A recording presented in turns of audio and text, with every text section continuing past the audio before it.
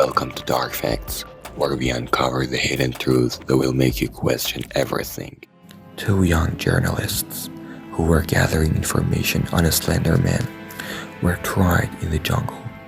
Sam Walker, a former FBI officer, reported that the two journalists seeking information about Slender Man were found dead after encountering him. Their bodies marked with blood were discovered hanging from a tree. Interestingly, on the journalist's clothes was written in blood, "Be silent." Many believe Slender Man is the spirit of Eric. Some say he's a killer in disguise, while others believe he's a messenger of time. I woke up from a dream and looked at my sister who had startled me in the dark, then took a deep breath, turned away from her and said, "I freaked out." But a few minutes passed and my sister was still standing there looking at me. I looked at her. Her eyes were red. She went towards the door and locked it. I asked her why she wasn't sleeping.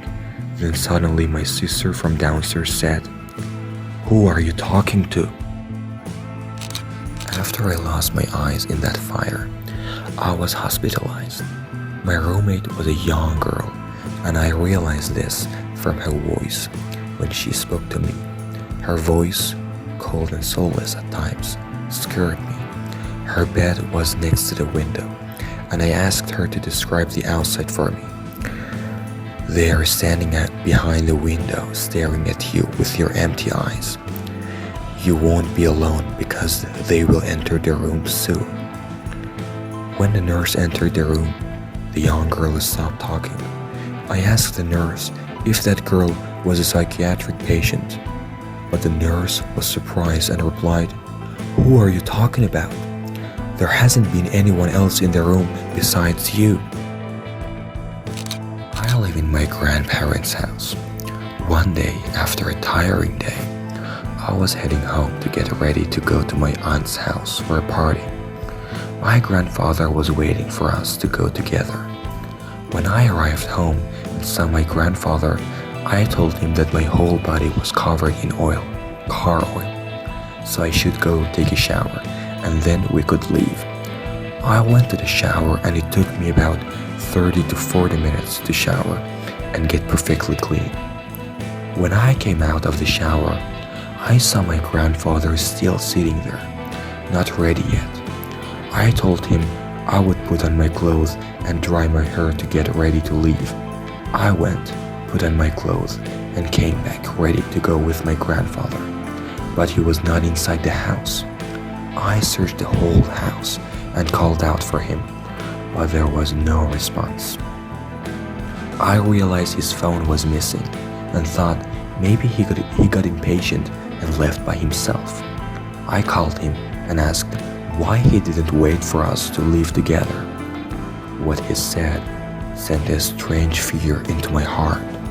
He said that after I went to the bathroom, 5 minutes later he left towards my aunt's house.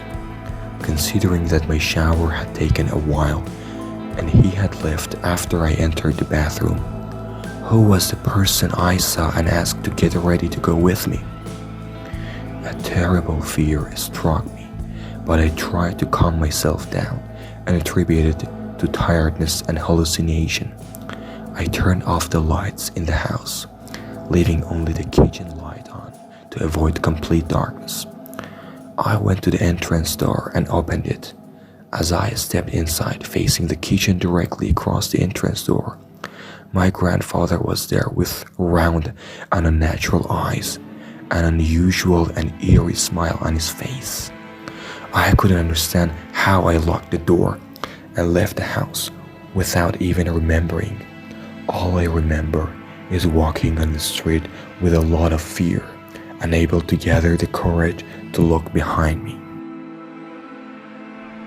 For exploring the dark side of knowledge with Dark Facts, stay curious, stay informed, and remember, the truth is often more fascinating than fiction. Until next time, keep seeking those dark facts.